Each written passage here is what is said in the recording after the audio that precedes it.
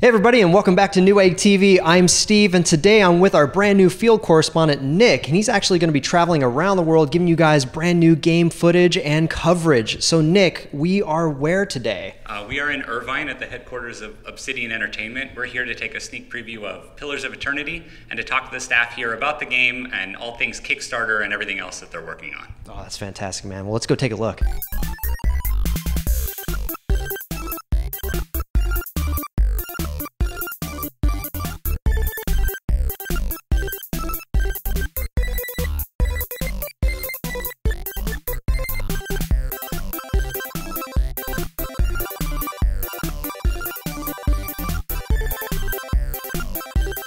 Hi guys, we're here with Josh Sawyer. He's the project director and lead designer on Pillars of Eternity, and he's agreed to answer some of our questions today about the game. We were just taking a look at a demo version of it, and so we have a lot of questions we want to see if we can get answered.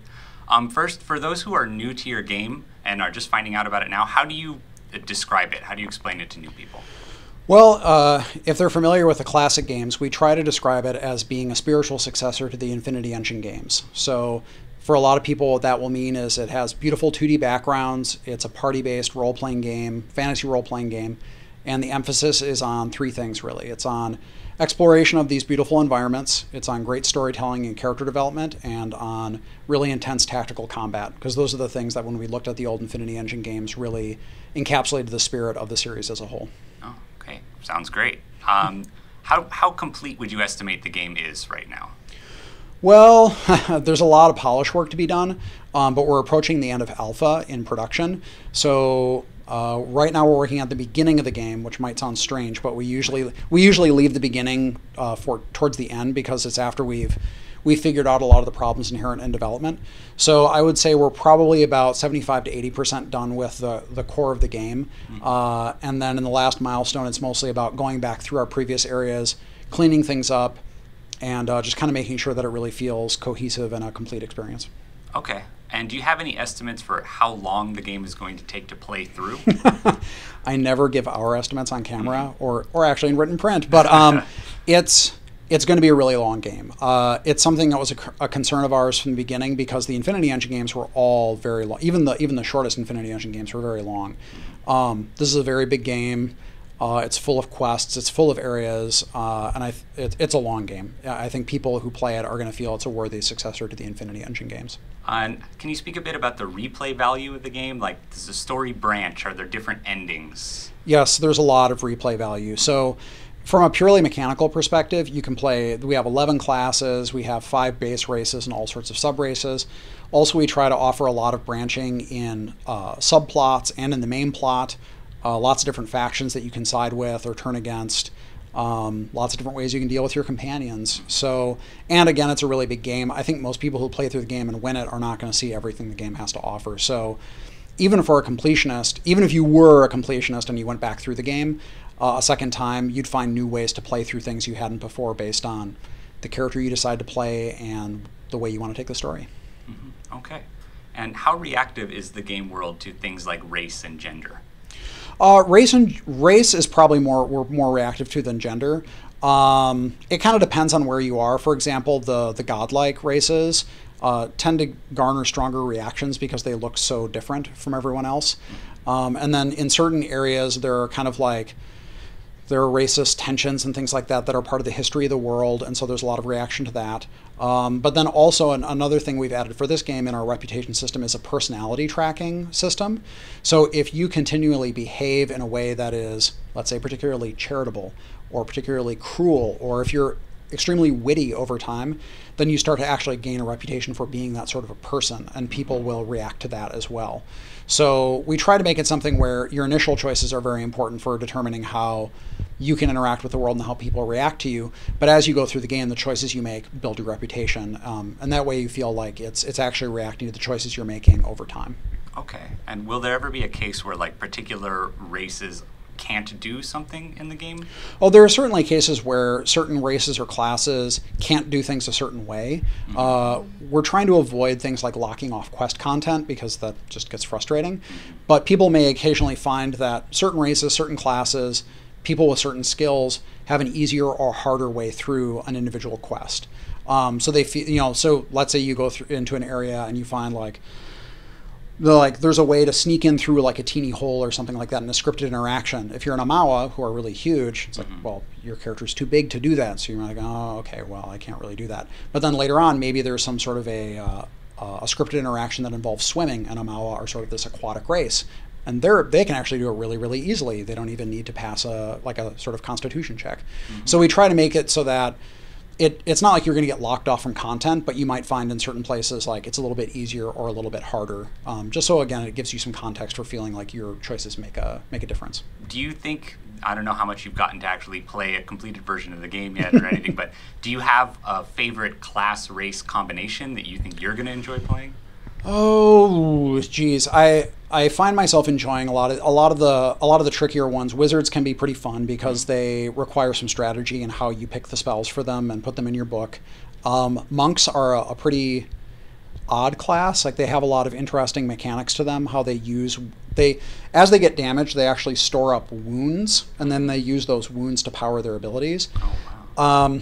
And that's kind of a fun mechanic. And they can do a lot of kind of weird and oddball things. So I kind of like those classes that require a little bit more either strategic decision making, or they just kind of have some wild card stuff that you really have to think about how you want to play them. Mm-hmm. And can you talk a bit about the thinking to combine more traditional classes and races like elves and wizards and everything with more original things like the Amawa or like the godlike and chanters and things like that? Well, because this is an heir to the Infinity Engine games, I felt it was important to make sure that a lot of the standards, frankly, were in there. So I think most of the people, I'm not going to say all, because some people hate elves and they hate dwarves, but they kind of expect that stuff in a game that says, like, this is like Baldur's Gate, this is like Icewind Dale. At the same time, though, I know there are certain classes that are not as popular, certain races that aren't as popular, and so I thought those would be good places for us to make our own mark and develop something that felt fresh and new to people. So that's what the Omawa are, and the Orlans are, and the Godlike are actually kind of like plain touched in the Forgotten Realms. But also the Chanter and the Cipher. Like, the Cipher is kind of like a Psionicist in D&D, but not quite, and the Chanter is sort of like a bard, but mechanically it's not like a bard at all. So I think if people want to play that idea of a character, they're going to find it, but the mechanics, hopefully, they're really going to enjoy, even though they're brand new. Okay. And I was taking a look at the forums, where you guys are really active talking to the community, that many people have already backed you. And there's a lot of discussions about the lack of romance options in the game. Do you want to comment on that? Well, it's this is a very big game. And when we backed it on Kickstarter, we knew that between the Mega Dungeon and the 2 cities and the 8 companions, it was a lot of work for our designers. Romances are something that take really a lot. I mean, all this stuff takes a lot of time. Romances can take an inordinate amount of time because it's very easy to write a romance that doesn't feel good. And it wasn't something I felt like we could really do justice to, given everything else we had to do. So we understand that a lot of people love them. It's just I thought that we weren't going to be able to give them enough time to make them feel good. Okay, all right, that makes sense. Souls play a big role in the game from what you've released so far. Can you talk a bit about your inspiration? Like, where does that aspect of it come from? That souls are a big driving force of the narrative in the world. I like the idea of people in the world having an understanding, they have an understanding of some sort of metaphysical aspect of their lives, but they don't really fully understand it. So these people are aware of something that we would consider to be very magical happening, but for them is very natural. But they also, it's kind of mysterious to them. They don't really fully understand how it works. They don't fully understand how the gods interact with their lives and how they're reincarnated and stuff like that. And so I liked that idea of there being this group of people that was, sort of somewhat aware of how their existence is tied into the greater whole of their world and stuff like that, but they still sort of live in a sense of wonder and mystery about how it all really works behind the scenes. Okay. And do you think you could point to any specific books or movies or games that you've played that have inspired that part of it? I don't think so, no. Yeah. No, I think it was just a general, a general idea of that mix of awareness but ignorance. I guess that's the sort of thing that I thought was interesting. Well, because I think if we look at a sort of traditional, so if we look at a traditional historical, so I have a degree in history, and so I'm very interested in sort of what common people thought throughout history. And of course, people had a lot of different beliefs about how they came to be and what their existence meant and things like that. But it was all sort of based on observations of nature and stuff like that. So in this world, souls are a real thing.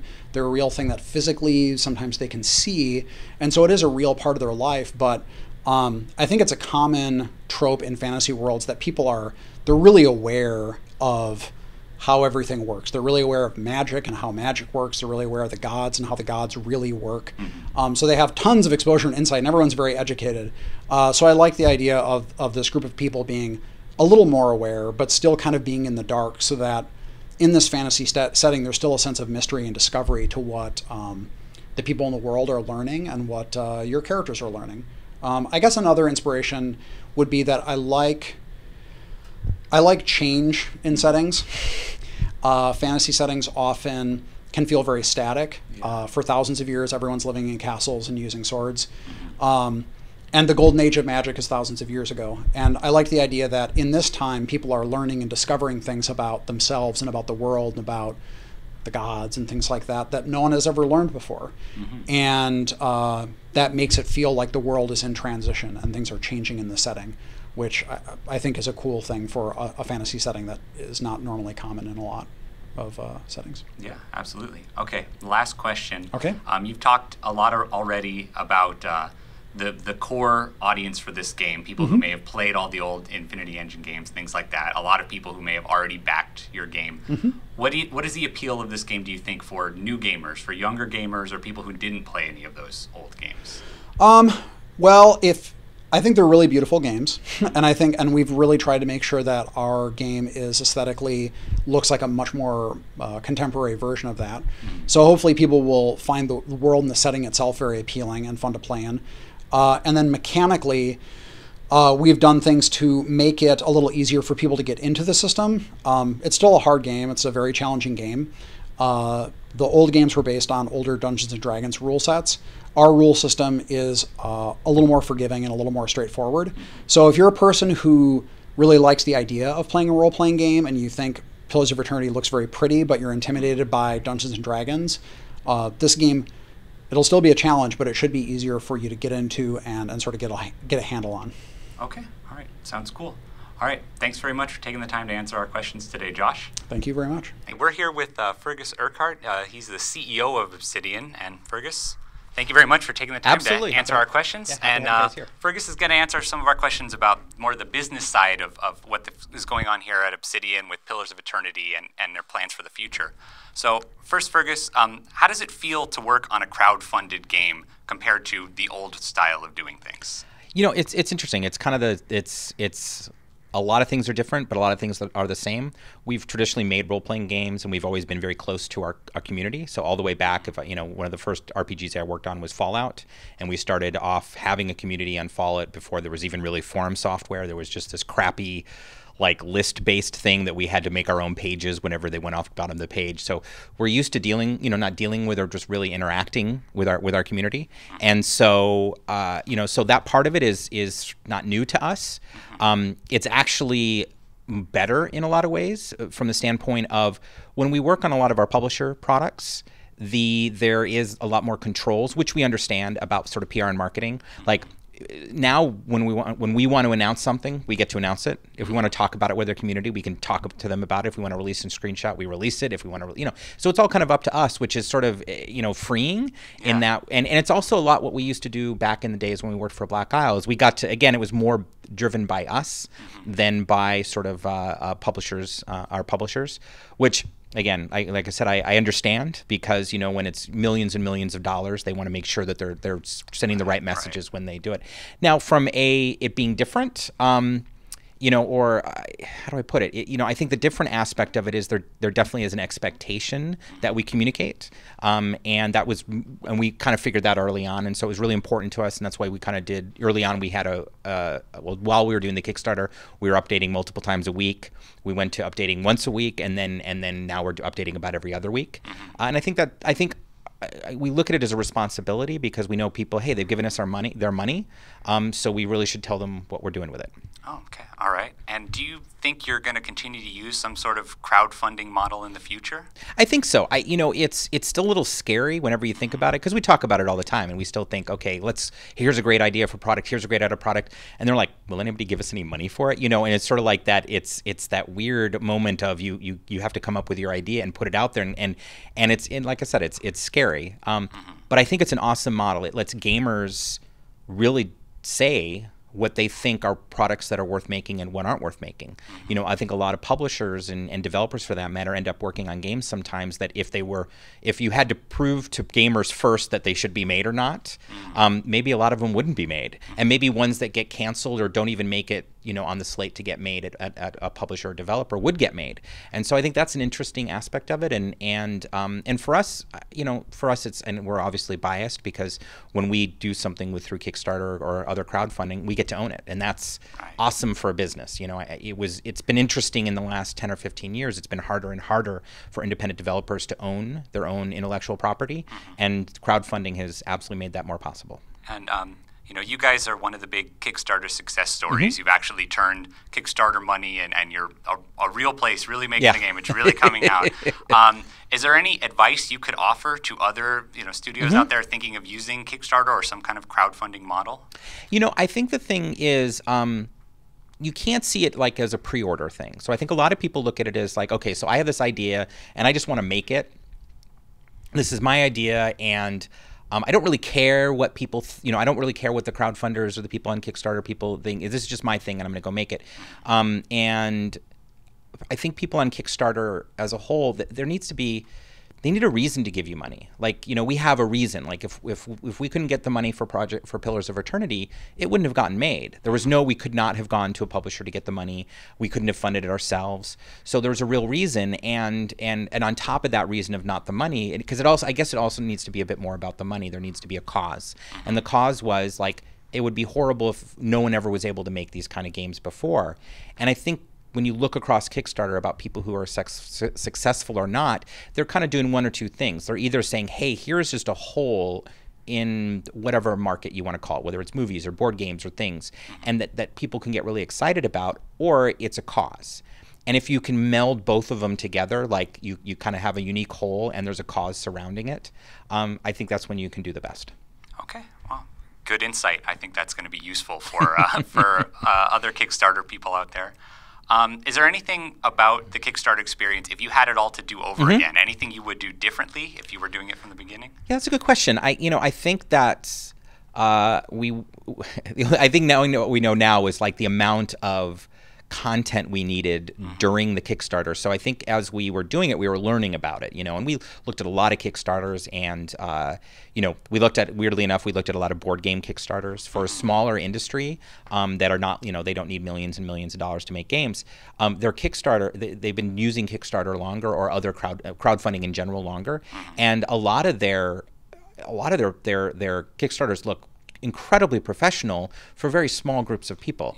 And so we looked at a lot at kind of what they were doing, but I think what we didn't realize really was the extent of how much art we were going to need, and how much it was like a beast you kind of have to feed, and as you get people interested, which is what you want to do, they want more information. And so I think that while we're good at generating lots of detail and things as we make role-playing games, I think that we really didn't understand that. And so I think that's what we do different, is just make sure we were prepared with a lot of stuff to talk about and give to people even before the Kickstarter started. Okay, great. And currently your public release date for Pillars of Eternity is sometime in the winter. What factors went into deciding, like, okay, this is when we're going to try to be done and release it, rather than continuing to add stuff to it? It was when the money was going to run out. I mean, literally, that's the thing, right? So we were saying, okay, we have this much money, and we want to put all of it into the development of Pillars. And so how long can we run the team and make as big of a game as we can? And so that's really what it determined. We really looked at how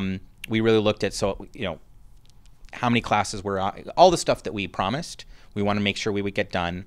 But we also didn't want to do, and I think there was some confusion with people, and I wish we'd said this more publicly. We even said it during the Kickstarter, but we didn't like announce it, and we didn't like do an interview about it, about how, because we got almost 3 times the amount of money, or 4 times the amount of money that we asked for, we didn't plan to ever put 4 times the amount of people on it to get it done in the same amount of time. Right. You know, it goes back to like the mythical man month. You can't have 9 women make a baby in 1 month, you know. Right, and so we always intended the schedule to be longer, and like I said, we talked about that a little bit, but we didn't like really announce it, which we should have done. But ultimately, yeah, that's really what it is that we want to use the money the best that we can and put it all into it, and that sort of then, with a staff of this size, denotes when we're going to get it done. Okay, all right, that makes sense. Can you speak at all about plans for early access on Steam, or early availability of the game for the public and for backers? So for backers, we are doing a beta, and we're figuring out how to do that. We probably will do it on Steam. We just need to kind of talk. We're starting to talk to a lot of the other people, like in Exile and Uber, about how they've done it and sort of what went well and sort of what didn't went well. And once we kind of figure that out, we're going to start picking out dates and whether we do it or not on Steam. I mean, it would seem to make sense, but we just want to be careful and do it the right way. Okay, all right. And my last question, you've been in the game industry for a while. You've seen a lot of changes and ups and downs. Where do you see it going over the next couple of decades with crowdfunding and everything else that's changing? Where do you see things going in the future? You know, I think if I could say any one thing about what will happen in the game industry, it's just sort of this ongoing thing that's occurred and accelerated more recently. When I look back, when I was a gamer 20 years ago, or 25 years ago even. And that's actually a good way to look at it, is look at 25 years ago. We all were playing the same games. So all gamers were generally playing the same game. So it wasn't like I'm playing this style game and this, like, some of us would like role-playing game more than action games or adventure games or flight sims and things like that. But in general, we all played a larger percentage of the games that were chipped. That's just how it was, because we were gamers and we wanted to play as many games as we can. So as time has gone on, more and more people have come into gaming, but they're more specific about what they want to play. Some people want to play hardcore RPGs. Some people want to play, Call of Duty. Some people want to play MOBAs like League of Legends. Some people just want to play Candy Crush. And so it's really broad. The number of gamers has broadened, which means that there are much more. It's sort of much more of a niche-based industry than it used to be. It used to be all gamers almost played all games, and now you have all these different gamers interested in all different types of games. And I think that you'll just see that keep on going. So we'll keep on bringing more and more people into playing games. However, you're going to see more and more niches of games. Super hardcore RPGs. I mean, surgeon simulators like on on Steam. And a lot of people, who will play Skyrim may never play League of Legends because they're just not interested in it. And I think so you'll see games really sort of broaden more and sort of focus on specific groups of people who are interested in that type of game. Okay, all right. Some fascinating insights. Thank you very much for having us here and for answering our questions, Feargus. And I know, I speak for myself and everybody else out there when I say we're really excited to see Pillars of Eternity and then what comes next for you guys. Absolutely. Well, thank you very much. It was great having you guys. Thank you. All right, guys, that's going to wrap up our look at Obsidian's amazing studio. And I definitely want to say, Nick, I'm really glad we got to do this, man. What do you think? I came into it really excited about Pillars of Eternity, and now after having seen some playthrough in a demo version and having talked to Josh and to Feargus, I'm really excited. I'm even more excited as we leave. I can't wait for winter, and I'm a big fan of the games, all the old school games that inspired it, and I think it's in good hands. The properties are in good hands, and it's really going to be worthy of that lineage. Yeah, I'm definitely excited about this IP as well. I think the last time I played anything like this, of course, was Baldur's Gate, which also was an amazing game. And I played a little bit of D&D as a kid growing up, so I'm excited. I want to see what happens next. And that's just about it, guys. Thanks so much for watching. This is Nick and Steve signing off. If you haven't already done so, subscribe to any of our various YouTube channels, and we'll see you very soon.